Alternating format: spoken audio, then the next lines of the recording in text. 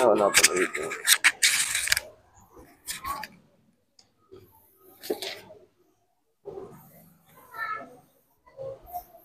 Good morning po mga kapatid. Bago po tayo magpatuloy, welcome ulit, Brother Kevin. Hello. Second time ni Brother Kevin. Bisita po natin siya last time. At tatagpuan niya po tayo sa Google Maps ba o Facebook? Google Maps. Kaya importante tayo talagang Google Maps. Actually, nasa Google Maps tayo. Type nyo lang, Paliparan Pilgrim. Lalabas agad yan. Bago po tayo mag-start magbasa ng salita ng Diyos, mag-announce po muna tayo. Yung location po ng ating church fellowship, dyan lang po sa Burol. Sasabihin nyo lang po yung dating Sabungan. Yun sabi ng tricycle eh. Dyan sa tricycle dyan, sabihin nyo lang yung dating Sabungan. Medyo looban siya,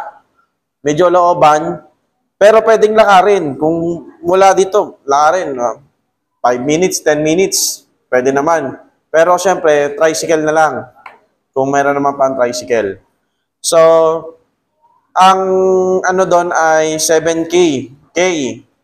Pero, kung gusto nyo magbigay more than 200, pwede naman. Basta per head tayo, kahit bata. Kasi pag sobra, 150 eh. Magbibigay ng 150. Nakapag-down na tayo doon ng kalahati. Tapos sa pagkain, huwag na tayo kumain, basta makakapag-fellowship. Pero magdala na lang po tayo, kahit pansit, tsaka tinapay, tsaka kanin, pwede na yon. May program po tayo sa umaga, yun na din po yung ating pinaka-prayer meeting, prayer fellowship, and fellowship. And then games. Magpapalaro na lang yung mga young people, girls. And then, tsaka konting share, at kung ano-ano pa. And then, sa April 17, 18, yung mga young people, punta tayo dun sa Brookside. Kung ayaw nyo naman matulog doon, Brother Marvin, pwede naman kayong humabol. Kasi kakunin ko sila dito ng Wednesday night or Thursday ng umaga. And then, Friday ng hapon, Friday night, uuwi na dito para kaya na Saturday yan, yung ano naman. Kung papayagan si Chloe, Sister Jane, pwede si Chloe sa magka-camp dito sa Brookside. Sa amin, sa Kainta. Susunduin ko naman sila. So, kung pwede na siyang mabitawan, pero magandang experience din, ano? Doon yung mga babae, mga girls, doon na lang matutulog sa bahay namin. Kasi yung bahay namin, pang Airbnb yun eh. Hindi, joke lang. Hindi. Nakapunta na si Sister Ria. Tapos yung mga lalaki sa church nilang. Ayun po. And, ngayong Friday, kung free po kayo, yung mga young people, lalo na yung mga walang pasok o walang ginagawa. Sa Santa Mesa, merong college day po. Sa Asia Baptist Bible College, may bayad na 100. Pero kung gusto niyo pumunta, kahit ako na magbayad ng 100. Si Brian, pwede pumunta. Marvin, pwede kayo bumisita. Sa school, sa Bible school. Ikaw, Jo, ano, si Jo, baka malay mo mag-Bible school. By 5 o'clock magsisimula. Nakapost sa bulletin yung details. And then, ganyan yung gagawin na kung sino mag-Bible reading, siya na rin yung mag-pray ng offering. Hindi na si Brother Ryan para mabawasan yung trabaho ni Brother Ryan. Amen? Amen? No? Mga lalaki? Opo. Tapos, tuwing Saturday, punta dito yung mga young people. Nagtuturo po ako ng music kung gusto nyo. Kung gusto nyo matutunan ng gitara, violin, or piano, I can teach that. Sasabayan natin yan ng theory tsaka ng practical. And, ang gawin po natin sa schedule natin, 9:30 na. 9:30, pero 9:30 magsisimula yung teaching. Pero yung singing, 9:20. Memory verse, 9:20 tayo mag-i-start. Yung teaching ng Sunday School, 9:30. Kaya hanggat maaari po bago mag 9:30. Pero yung mga choir, before 9:20, mga 9:10 o 9:05, punta na po para mag-practice tayo ng konti. At pag-pray po na mga project pa rin ng church, renovation sa September, patuloy tayong maging faithful, magbigay sa Panginoon. Yung tithes ng tithes, iniipon natin. Tapos kung tayo ay first fruit pa, that's good. At ayun po, pag-pray din natin yung may makasakit pa na kagalingan ng Panginoon. Amen po. Dumako po tayo sa pag-aaral ng salita ng Diyos. Ready na po ba kayo? Amen. Punta po tayo sa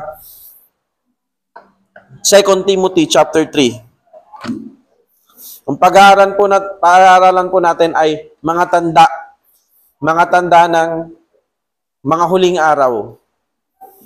The marks of the end times. 2 Timothy chapter 3 verse 1 to 4. At kung inyo pong marapatin, tumayo po tayong lahat at samahan niyo po ako sa pagbabasa. Sundan niyo po ako sa inyong mga mata at babasahin ko po ang salita ng Diyos.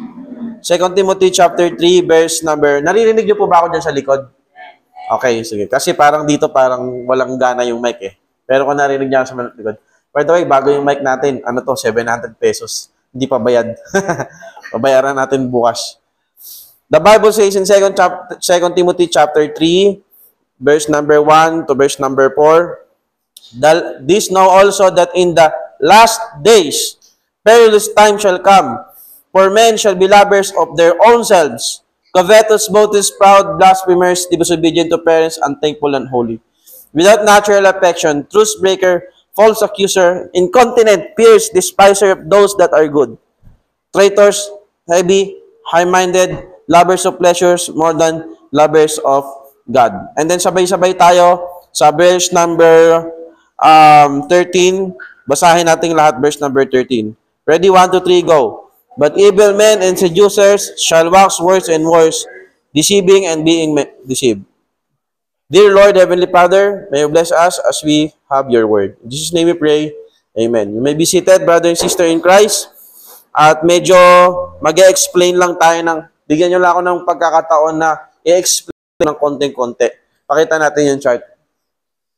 Okay. Ang tawag dito ay sa prophecy, 70 weeks of Daniel. So si Daniel, nakaptive siya, si Prophet Daniel, nakaptive siya, napunta siya sa Babylon, nagpe-pray si Prophet Daniel, biglang nagpakita sa kanya si Angel Gabriel. Sabi niya, ito ang timetable na mangyayari sa mga bansang pinili ng Diyos sa Israel. Yung tinatawag na 70 weeks of Daniel. So matotal, ang tagal na lang daw ng mundo ay 70 weeks na lang. Kaso nga lang, ang 70 weeks, yung isang week, yung isang week, 69 times 7, 493 years. Okay? Kung titingnan natin yung chart, pagdating ng 70th, yung pinaka-last week, parang 69 weeks yung may spend. Tapos yung pinaka-last week, isang week equivalent 7 years. Magmamat lang tayo ng konti. So sa mga naguguluhan sa math, kung hindi nyo maintindihan, huwag kayo mag-alala, mahal kayo ni Lord. Oo. Ako din, hindi naman ako masyado magaling sa math. Congratulations pala kay Sister Angelica, no? President's Lister. Amen. Praise the Lord. Grabe naman yun. I-strip ka agad. Dean's Lister, mahirap na. Paano pa kaya pag President Lister sa PUP? Praise the Lord for that. So, yung isang week, ang katumbas niyan, 7 years. Ilan po mga kapatid? Isang week, ilan ang katumbas? 7 years. So, yung 7 years times 69, that is 493, 83 or 93? 83 years. Okay? Ngayon, ang sabi ng Bible, sa ika-69th week, mapapako yung Messiah. Mapapako yung Messiah. At pag napako yung Messiah, yung susunod na week, which is another 7 years, doon na ang katapusan. Okay? Doon na ang mangyayari ang katapusan. Kung naririnig natin tribulation, puot ng Diyos, gagadating yung tinatawag sa Bible na the day of the Lord, kung saan yung puot ng Diyos, ibubuhos dito sa lupa. Mangyayari yon sa last week, sa 70th week, which is equivalent sa 7 years, yung ika-70th week. Kaya meron tayong tinatawag na 7 years of tribulation. Ngayon, ang tanong, napako na si Jesus Christ. Pero bakit 2,000 years na ang nakakalipas, hindi pa din nangyayari yung tribulation? At ito ang nangyari mga kapatid. Nung ika-69 week, which is 480 3 years, yung prophetic clock huminto. Huminto. Nung napako si Jesus Christ, nung ika-483 years, huminto yung prophetic clock. Ngayon, yung ika-7, yung pinaka-7 years, which is 1 week na natitira na dapat magkaroon ng tribulation, hindi pa nangyayari.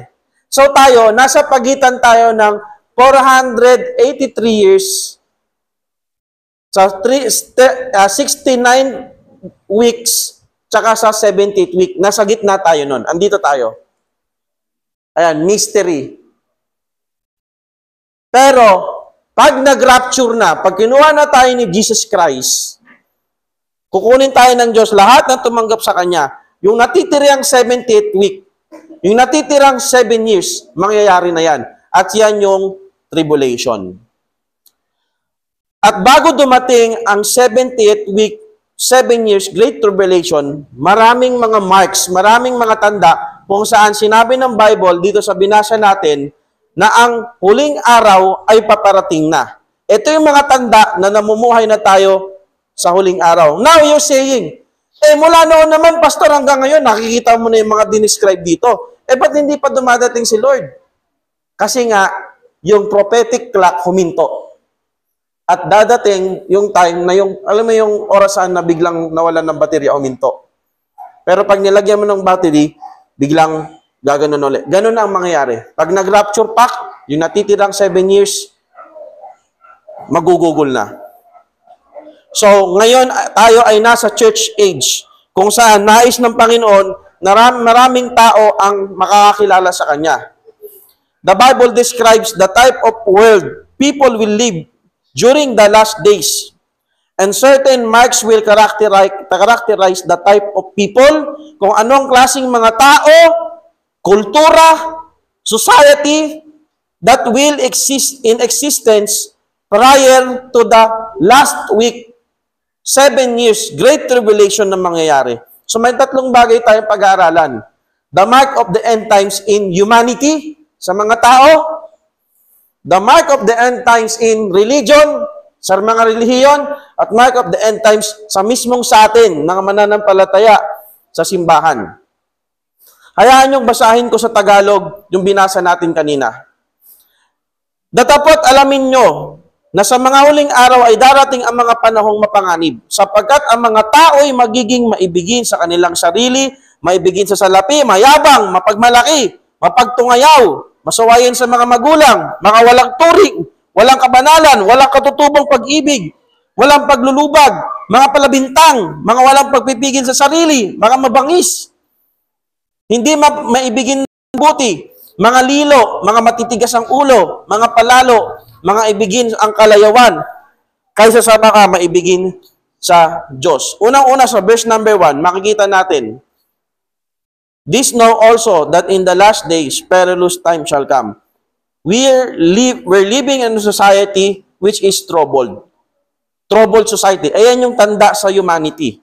Panahong mapanganib. Kitang-kita nyo na mapanganib na talaga ang atin. Mula noon hanggang ngayon, mapanganib. Amen? Diba yung purpose ni Sister Ria, yung sinesya group? Ano ba yun? Sa Egypt ba yun? Yung mga nakawan, etc. etc. Ang dami ng gang na inaipangalan sa mga gang. Budol-budol gang, hiwa gang, red ketchup gang, ang dami na eh.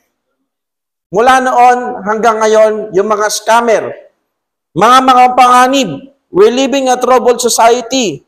Kaya, tandaan nyo, there is no such thing as golden era in our era. Walang golden age. Walang panahon kung saan laging mapayapa ang mundo. Excuse me po.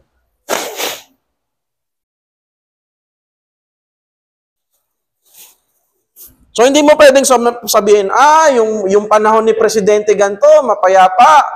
Yung panahon ni ganito, okay, golden age. Walang ganon. Kasi pag may ganon, it is contradicting in the scriptures. In verse number 13, ang mundo natin hindi pabuti ng pabuti, kundi pasama ng pasama. And in verse number 2, hindi po tayo magtatagal, makikita natin dito, potential lovers of their own flesh, selfishness, maibigin sa kanilang sarili, humanism, walang Walang pagkikilala sa Diyos, walang pagmamahal sa kapwa, walang pagmamahal sa Diyos, kundi pagmamahal lang sa kanilang sarili. Ang sabi dito, covetous. What do you mean by that? Money lovers. Gahaman sa pera. Ang humanity, gagawin ng lahat, kahit ibenta ang katawan, ibenta ang gamit, ibenta pati anak nila, ibenta pati asawa, para magkaroon ng maraming yaman. Yan ang ating society ngayon. Another one in verse number 2. Makikita natin yung arrogance, boasters, mayayabang, bragging about their self-superiority. Yung tipo, di ba? Ngayon, viral yung tawagin mo yung Mindanao, Sub-Saharan African. Yun yung viral ngayon eh. Kung baka kinukuha lang natin. Dahil ito na yung edukasyon na na-meet mo dahil ganto ka, ang tingin mo sa mga tao na hindi kagaya ng views mo. Kung sila nagluluto pa rin sa kahoy, ikaw ang nagluluto na sa kalan, ang tingin mo sa kanila, mga mabababang uri ng tao. Boasters and proud. They're always to look down on others. Another one in verse number 2. Yung blasphemy. Blasphemers. Sa Tagalog, medyo malalim, mapagtungayaw. Abusive speech. Kaya po tayo, lalo na tayo mga Kristiyano, hindi tayo dapat ginagamit yung pangalan ni Jesus Christ sa walang kabuluhan. O kung dati tayo pag nadulas, sasabihin natin, pinagsama-sama yung pangalan ni Jesus, Maria, tsaka ni Joseph. Jesus, Marioseph. Yan ang sabihin nun eh. Yes, Jesus, Maria, and Joseph. Mahirap nga naman sa English. So, wag tayong basta-basta magsasabi ng OMG, di ba? Oh my God, ginagamit mo sa walang kabuluhan yung salita, yung pangalan ng Panginoon. And another one, in verse number 2, disobedient to parents. Disobedient to parents, masuwayin sa mga magulang, unpersuaded of their need to submit and to obey parental authority. Kaya nga, alam nyo mga magulang, kung tayo, ang hirap sumunod ng mga anak nyo, kasi ganyan din naman tayo noon eh. Ang tigas din ng ulo natin. Kaya, buti nga sa'yo. Hindi, joke lang. Kaya, patient. Magmamature din yan. Kaya, ano sabi naman nito? Yung hindi masunurin sa magulang, yung mga mature person na or nasa youth days, they're always rebelling against parental authority. Another one, unthankful. Mga walang turing. No appreciation for what their parents gave to them and ultimately what God gave them. So, ang dinidescribe dito, hindi lang yung mga unbelievers, kahit mismong tayo, kung tayo ay namumuhay sa ating old nature at hindi tayo napapamuhay sa banal na espiritu, sa new nature. Minsan tayo ay unthankful. Minsan tayo ay ingratitude. Hindi tayo nagpapasalamat. Another one, unholy. Mga walang kabanalan. Walang pakialam kung ano yung mga banal. No reverence. Hindi pinahalagahan kung ano yung mga sacred. So tayo, the things which we use for the church, for worshiping God, wag natin gagamitin kung saan-saan. No? Meron na ngayon mga Christian club na tinatawag sa Amerika, which is walang katulad. Lahat talaga club talaga, madilim, tapos kung ano yung mga suot, yugyugan, ang iba lang, Christian song lang. Panonood ka, pag nakinig ka nga naman ng kanta ng mga Planet Shakers, talagang masishake talaga yung planet mo. Minsan nyo, i-type nyo, Planet Shakers. Maganda yung ano nila eh, yung kantang pang-club na club talaga.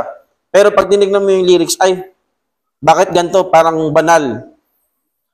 Another one, in verse number 3, without natural affection, in Greek, astorbio, walang katutubong pag-ibig. Anong modern example nito mga kapatid? Walang pag-ibig sa pamilya. God placed us in our home upang mag-aral tayo kung ano yung tinatawag na unconditional love. You young people, kapag tayo gumraduate at mas matalino ka na sa tatay mo, wag mo silang tinignan na mga bobo. Walang pinag-aralan na mas magaling ka na sa kanila. Young people, amen? Yung kakalimutan mo na sila. Kasi, ito ba naman, kababasa sa social media, hindi responsibilidad ng anak na sustentuhan ang kanilang mga magulang. Ang biblical! Ang sabi ng Bible, children, honor your parents. Pag sinabing honor doon, hindi lang magmamano. At ang pagmamano sa atin lang yung mga Pilipino. Meron akong, yung mga students ko, 4 na Burmese yun sa Bible School. Sabi ko, anong culture shock nyo dito sa Pilipinas? Siyempre sa English, di nakatindi ng Tagalog yun Yung naggaganon daw, nagmamano, that's our respect. Sa kanila kasi, yung respect naman, kunyari may ibibigay. Sa atin kasi, pag magbigay, Brad, catch mo. Ganyan lang tayo magbigay Pero sa kanila, Brad, kakaiba sila magbigay. Ito. Nakaganon, ang astig tignan, di ba? Or kaya, kung hindi ganyan, ganito dapat. Sa atin, mga Pilipino, ganun lang. Pero pag sinabi nating honor sa Bible, ang palaging kaakibat niyan, merong financial responsibility. So pag mababasa mo yung children, honor your parents, obey your parents, hindi lang ito yung magpopo and opo ka sa kanila. Kapag may time na nakangailangan sila, kahit mas mayaman sila sa'yo, kailangan mo silang suportahan. Mga young people, mag-amen kayo. Dadating ang time, magkakasakit yan, ihina sila. Kailangan mo silang suportahan. Kaya kailangan mo mag-aral ng mabuti. Makapasok ka sa magkaroon ka ng negosyo or makapasok ka sa isang kumpanya na pati nanay at tatay mo covered. That is pleasing to the Lord. Alam nyo ba, 2 beses lang ginamit yung well-pleasing sa Bible. Una, kapag nagbibigay ka sa mission, hindi lang nalulugod si Lord. Sobrang nalulugod si Lord. Talagang lugod na lugod. Pangalawa, ginamit yung well-pleasing kapag ikaw ino-honor mo yung nanay at tatay mo. Kaya huwag kang maniniwala agad sa nababasa mo sa Facebook na hindi responsibilidad ng anak ang kanilang mga nanay at tatay. That is very unbiblical. Amen, young people? Another one. Yan. Si Satan gustong pamsirain ng pamilya. Kaya ang divorce, palaging ang simbahan dapat ay laging against sa divorce. Mag-amen tayo mga kapatid. Pag gusto ulit nila, magpiprint tayo ng tarpaulin dyan sa labas. Schedule nga natin, di natin mapaprint tarpaulin. Pero sa iba, di ba? As Pilgrim Baptist Church, we stand against divorce. Another one, in verse number 3, liars, false accusers, truth breakers, and false accusers, mga walang paglulubag, refuse to be bound by agreements, mga palabang, mga slander. Kaya tayo mga kapatid, sa Facebook, huwag tayong sabi ng ano-ano. Ngayon, medyo may mga pagtatalo sa internet dahil sa politika. Kahit pastor sa pastor, nagsasabihan ng bangag. Walang alam. Imaginin mo, alagad ka ng Diyos, tinawag ka ng Panginoon maglingkod, mangaral ng Bible, kabutihan, pagmamahal, tapos sasabihan mo yung kapwa mo manggagawa, bangag. Mga kapatid, wag po tayong ganon. Amen? Pag-ibig ang tanging dahilan. Ang pag-ibig, love covereth multitudes of sin. Verse number 3, another incontinent, fierce and despiser of those who are good. Ayan ay mga wild, rowdy or lawless. Walang mga pagpipigil sa sarili. Mga mababangis, savage, untamed, brutal. Hindi maibigin sa mabuti, kundi maibigin sa masama. Ito yung mga marka na talagang kitang-kita na natin sa ating panahon. Hindi lang sa Pilipinas, kundi sa iba pang bansa. Unruly. Another one in verse number 4, inconsiderate, traitors, mga lilo, betraying someone, taksil, or heady, mga matitigas ang ulo. Makikita natin sa ating panahon ngayon. Another one in verse number 4, marks of the end times in humanity is high-minded. Mga mapalalo, lovers of pleasures, more than lovers of God. Mga maiibigin sa kalayawan, kaysa sa mga maibigin sa Diyos. Tignan mo si Hitler. Walang ibang ginawa kundi pumatay ng mga Hudyo. Anti-Semitics. Tignan mo yung mga sa Syria ngayon, yung mga Christians pinagpupugutan ng ulo. Persecuted. Ito ay mga taong palalo. High-minded. Lovers of pleasure. Mga sarili lang nila ang kanilang iniisip. At mga kapatid, hindi dapat ito ng name sa atin bilang mga Christian. Sabi ng Bible, let those people who name the name of Christ depart from iniquity. Kapag nasabi mong Kristiyano ka, you should depart from iniquity. Amen? Huwag tayong, kasali ka pa, meron ka pang group sa Facebook, Scammers Philippines. Oh, bira kasama dito si Brad, ba't na dito sa Scammers Philippines? Mga grupo ng mga scammers. Andyan pa po tayo para sa second point. Amen? Sa religion naman, in verse number 5, hindi natin nabasa kanina, marks of the end times in religion. Ito yung mga religious formality. Verse number 5, having a form of godliness, but denying the power thereof, from such turn away. Hindi ka dapat boboto ng senador na kulto. Si Kibuloy ay isang false prophet. Amen? Kahit ikat nyo to at ipost nyo sa Facebook, wala akong pakialam. False prophet si Kibuloy. Kulto. Lahat ng mga followers niya, they will go to eternal damnation because that is not the true way. Jesus Christ is the true way, the life, the truth, and the way. Hindi si Kibuloy. Sa kanila, tanggapin si Kibuloy bilang, kasi sa kanya sumapi, siya na yung appointed son of God. No. And you don't vote him. Amen? Dito sa church, wala tayong pakialam kung sino ang iboboto nyo. Pero syempre, pag tumakbo ako senador, iboto nyo ako. Joke lang, hindi ko yan papangarapin. Unang-una, hindi ako magaling mag-English. Di ba? Minsan sa slides ko, ang daming mga maling spelling, mali-mali grammar. Kaya yung mga, di naman sana naninira, yung mga taong natuto lang bumasa at sumulat, akala nila makakagawa na sila ng batas. Hindi mo nga alam ang ibig sabihin ng do not refuse if seal is broken. Tapos pupunta ka doon sa Senate, tatakbo? No. Religious formality, ang dami po nito mga kapatid. Makikita ba natin dyan na slides? Ito mga to. Na yung mga symbol ng mga religion. Mga kapatid, kahit sa Christianity, ang daming akala nating totoo sila, pero hindi. Tandaan natin, ang totoong religion means itatay mo ulit yung once na na-broken.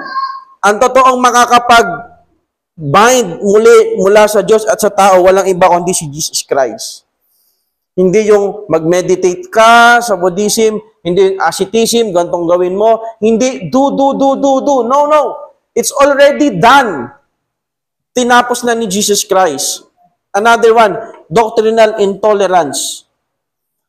In verse number, in 2 Timothy chapter 4, verse number 3 to 4, for the time will come when they will not endure sound doctrine, but having their own lust, that they shall heap to themselves teaching, having itching ears, and they shall turn away their ears from the truth, and shall be turned unto fables. People will become disgusted with straightforward, sound expositional preaching. Kaya mga kapatid, hindi natin pwedeng limitahan kung ano ang sasabihin ng preacher sa pulpitong ito. Kapag ang pinipreach ay salita ng Diyos, hindi nyo pwedeng limitahan ng preacher. Now, pwede kinyong sawayin. Pero pag pinapangaral ang salita ng Diyos, for example, like John the Baptist says, or Jesus said, "O generation of vipers, who hath warned you to flee from the wrath to come?" Some will say, "Oh, that is legalism. That is, you're pushing people away from Jesus." Don't preach that. Preach love. God loves them. Do not be stumbling block. No. Kung ano ang binits ni Jesus Christ, ni John the Baptist, ng mga apostol, yun din ang ipipreach natin. We as a church, we always go against with sin. So, Pastor, basta itong kasalanan na to, wag mong babanggitin kasi tatamaan ako dyan. No. Para tayong mga kulto, indoctrinal intolerance. Another one, spiritual apostasy. Still in 2 Timothy chapter 4, verse number 1 to verse number 2. Some shall depart from the faith. Yung mga tinatawag na New Age movement, aalis sila sa pananampalataya. Another one, false asceticism. High spiritual or intellectual state. Kaya huwag kayong maniniwala sa mga yoga-yoga. Tayo mga Christian, hindi tayo nag-yoga. Ano ba yung yoga? Pastor, pwede ba mag-zumba? Pwede zumba. Pero yung yoga, hindi pwede. Ano ba yung yoga? Yung yoga, pupunta ka sa isang kwarto na medyo tahimik. Tapos, you empty your minds. Hayaan mong may pumasok lang sa isip mo. Pero kung ano yung nasa isip mo, empty your minds. Kung anong espiritu ang pumasok dyan, good. Pero kung ano yung iniisip mo ngayon, no. Ang yoga ay practice siya ng demonyo. Bakit? Kasi ang demonyo, gusto niyang pumasok sa isipan mo. Pero ang sabi ni Jesus Christ, let this mind be in you which was also in Jesus Christ. Kailangan nating punan ng ating mga isip ng salita ng Diyos. Pero hindi naman natin mapupunan yung isip natin ng salita ng Diyos ng paganto, ha. Yung ganyan. Sa Facebook kasi paganto, eh. Nakikita nyo? No, kailangan nating basahin ang salita ng Diyos. Another one. Ayan po. Kaya mga kapatid, hindi natin sinasabi na baptist lang ang pupunta sa langit. No. Ang sinasabi natin, ang mga tumanggap sa Panginoong Kristo ang pupunta sa langit. Mapaborn again man yan, meron iba konti sa mga Pentecostal, hindi lahat ng Pentecostal to. Meron iba evangelical, sa Baptist, pero kung kay Kibuloy yan, wala talaga. Wala talagang kaligtasan sa kanila sapagkat mali ang kanilang pananampalataya. Last but not the least, are you still there? Yes. Doon naman kasi sa una at sa pangalawa, wala tayong pakialam doon. Pero yun na sinasabi ng church, sana hindi tayo ganoon at hindi tayo nakikita sa atin yung verse 1 to verse number 4 at hindi naman din tayo false church, totoong simbahan tayo. Pero ito na yung masakit. Sa ating mga Kristiyano, ito naman ang nangyayari. Mark of the end times sa mga simbahan. In Revelation chapter 2 verse number 3, chapter 2 and chapter 3 describe 7 actual, literal local churches which existed in Asia Minor in the Apostles' John and had certain characteristic. Meron tayong makikita sa mga karakteristik na nakikita din natin sa panahon natin ngayon. At ito ang mangyayari. In this age, these churches are described in a eschatological book na kung ano yung nangyayari sa kanila, nangyayari din sa atin ngayon. Unang-una, yung Church of Ephesus. Sila ay mga unloving people, unloving church. Unloving churches. This church described a working, masipag sila, discerning, maaral sila ng Bible, enduring, nagpapatuloy, separated, yet one who had left her first love. Kay Jesus Christ. Mga kapatid, excuse me po.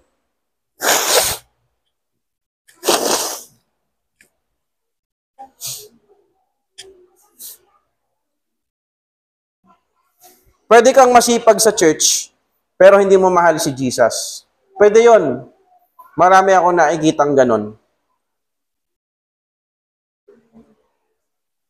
Nagagamit sa church, maraming ministry, pero hindi in love kay Jesus. Kasi ang totoong nagmamahal sa Panginoong Kristo, yung merong pagmamahal sa kaluluwa.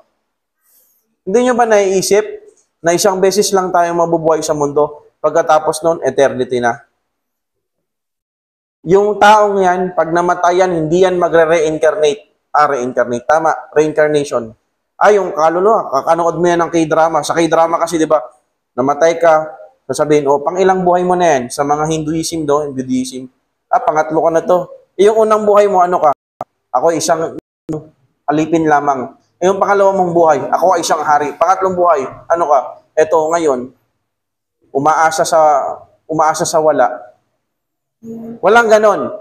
Only one life. So, so soon it will pass. Pag namatay ka, patay ka na. Pag ang tao namatay, patay na. And then they will spend eternity in heaven or in hell. Kung di nila kilala si Jesus Christ, they will go to hell. If they know the Lord Jesus Christ, personal Lord and Savior, they will go to heaven. Nawa, balikan natin yung first love natin, si Jesus Christ. At kung tayo ay muling mahulog, muling umibig sa Panginoong Kristo, magkakaroon tayo ng care sa mga kaluluwa. From time to time, post soul-winning verses. From time to time, you post John 3:16. Natatakot ka mag-post ng John 3:16 kasi, baka mayroon masabi sa atin. No. Another one, in Church in Smyrna, in Revelation chapter 2, verse 8 to 11, suffering church. Meron naman mga church, katulad sa mga communist country, sa Vietnam, meron tinatawag na underground church. Ang seminary underground church, hindi ito yung doon sila sa ilalim ng lupa nag-worship. No. Patago sila kasi bawal silang magtipon. Sa China, basta mga communist country, which is the God is atheism, bawal ang Christianity. Sila ay persecuted. Kaya mga kapatid, nung isang missionary sabi niya, mapalad kayo. In Vietnam, we can't sing loud. We can't sing hymns loud. Hindi pwedeng malakas. Mahina lang. Paano mo kakantahin yung To God be the glory ng mahina? Praise the Lord, praise the Lord. Tayo dito, pwede tayong kumanta. Na-appreciate ko nga yung mga kapitbahay natin kasi pag mag-worship na, pag nagpapatugtog sila, minsan pinapatay nila eh. Kaya bibigyan ko ng stick ko, tig-iisa eh. Time lang ako, maging kaibigan ko sila, no? Every week may stick ko. Dito, nag-a-adjust. Pwede tayong kumanta ng malakas, kaya hindi tayo persecuted. Lakasan po natin ang pag-awit natin. Another one, like the church in Pergamum, compromising church at ang daming ganito ngayon. Baptist pa naman. Bible Baptist pa naman. Ang daming mga ginagawang pakulo sa church para magsimba. Mga kapatid, dapat hindi tayo maging compromising. Meron akong church na kilala, nakikipag-fellowship yung church nila sa mga hindi Baptist. Dapat hindi tayo ganun. Ayahan mo ang Baptist maging Baptist.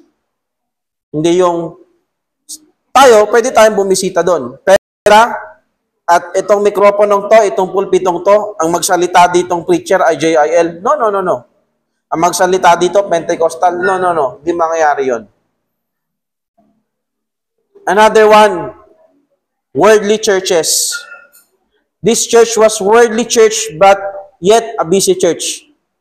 Makamundo, sa atin, sabi ko nga sa inyo, you can listen to love songs. You can listen to the music that is wholesome. Hindi to absolute na bawal talaga kayong makinig ng secular song.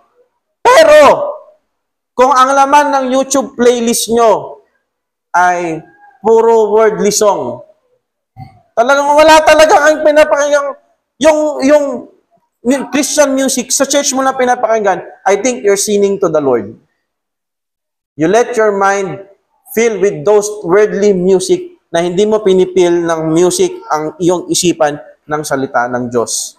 Hindi mga spiritual songs. Napakatindi po ng epekto ng music sa atin. Pero yung kaibigan kong pastor, malupit eh. Yung Count Your Many Blessings, yung tono ng I'm living on the jet plane, pinalitan lang, Brad. Count your many blessings. Sakto eh. Pero hindi pwede yun dito sa church, no? Baka, yung iba kasi, nauso yung Jopay, kamusta ka na? Brothers, kamusta ka na? Hindi ka na? Nagsisimba? Miss ka na namin? Hindi pwede yun dito sa church. Another one, dead churches. Mga patay. At nawa, hindi tayo ganito. Hindi tayo yung magsisimba lang din, wala na tayong goal, wala na. Kaya pag fellowship tayo, please participate tayo. Bubuoyin natin yung men's fellowship, bubuoyin natin yung ladies fellowship, youth fellowship, hindi yung patay. Sana nga pag Saturday, laging bukas to, umaga pa lang, may mga bata na nagkakantahan, kahit makulit. Pag Friday, pag weekdays, another one, meron din naman mga church na faithful. Alam niyo po, magandang nakakabisita sa ibang church. Kasi makikita mo, minsan akala mo, napaka-faithful mo na kay Lord. Pero pag nakapunta ka sa ibang church, grabe, ang ganda ng choir nila. Kala mo, ang galing mo na kumanta. Kala mo, ang tali-tali mo na. Pero pag nakapunta ka sa isang church, mangliliit ka. Pero, dapat may encourage ka. Hindi yung, ang ganda dito na ako mag-church. Di ba, nakapunta ka sa Faith Baptist Church, kila Pastor Garrett Abonga, grabe, ang ganda ng simbahan eh. Kulang na lang, may lumiwanag at pumunta na tayo lang sa langit. Sobrang liwanag, sobrang ganda eh. Tapos, wala pang alikabok kasi naka-medyas lang eh. Wala sapatos. Naisip ko, naku, naganda natin yung mga young people dito. Mukhang lilipat na yung mga young people dito ah. Pero hindi, nandito pa rin eh. Love nila si Pastor Jerome eh. Joke lang. So, makita mo faithful church and then nakaka-encourage. Sa SLC, nung conference na pinuntahan natin last week, nakaka-encourage. Complacent church o yung mga lukewarm church, nawa hindi tayo maging ganyan. Self-sufficient church o yung mga arrogant church or last but not the least, empty church. Mga kapatid, ito yung mga tanda na tayo ay nasa ulihan na. Tayo, anong church kaya tayo?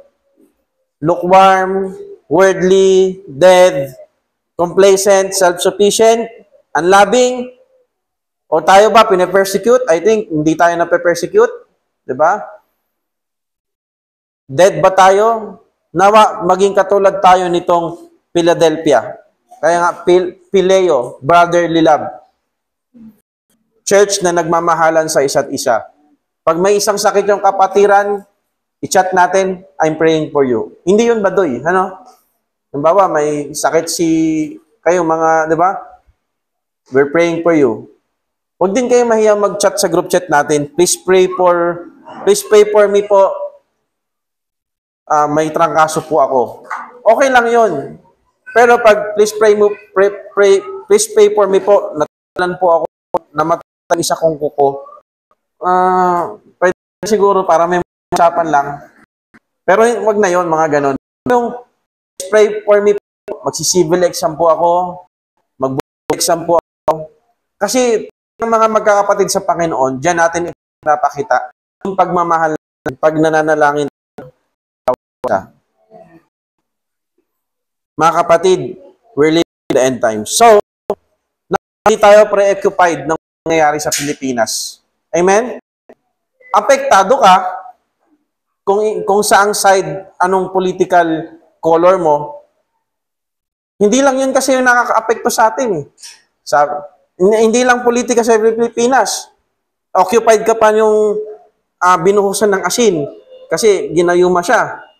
O kung hindi ka occupied nun, occupied ka pa ng kung ano-anong mga chismis sa Facebook or politika, eleksyon, kung ano-ano pa man. Mga kapatid, sabi ng Bible, seek those things which are above. Pag dumating yung mga time, Lord, please help me na hindi ako ma-occupied ng mga bagay na to. Help me, Lord, to seek those things which are above. Souls of men. Kung bakit sila ganyan, wala silang pagkakilala sa Panginoon, kailangan nilang mapunta sa simbahan. Let's all stand up and let's pray. Father God in heaven, once again, we are so grateful na ibinilang niyo po kami sa simbahan kung saan napapakinig po kami ng salita. And this time, once again, we are reminded that we're living in a perilous time. We're living in the end times. At dalangin ko po na sa mga huling araw, hindi po namin sayangin yung aming oras, kundi i-spend po namin ito sa inyo. At marami po kaming ma-engage na tao. We can build relationship with them, share the gospel, bring them in the church, maging kapatid po namin sa pananampalataya. Nawa po, mapulfill po namin ang aming goal to disciple people to you. At nawa po, kung kami man po ay may mga pagkakasala sa aming puso't isipan, patawanan po ninyo kami. At dinadalangin po namin lahat ng aming mga cares ay we cast it all to you, our Lord Father. So, brother in Christ, time to talk to the Lord. Let us come forward. At kung meron tayong gustong ipanalangin, Panginoon, meron tayong sakit na gusto ng galingan, gusto ng katagalan, kapatawaran, ilapit po natin lahat kay Lord. At let's pray.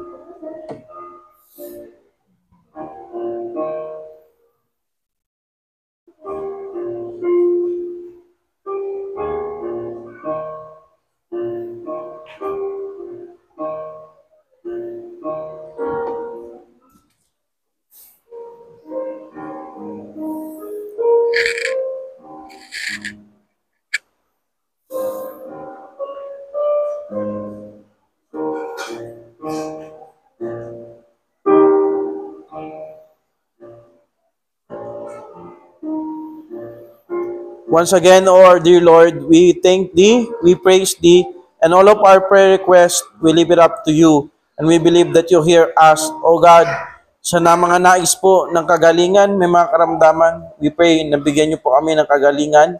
May mga sakit, pagalingin Niyo po sa aming mga kapatid. May mga mahal namin sa buhay, na inalalapit sa Inyo, bigyan Niyo sila ng kagalingan. Hindi lang po kagalingan sa kanilang pisikal, kundi pinakakailangan yung spiritually.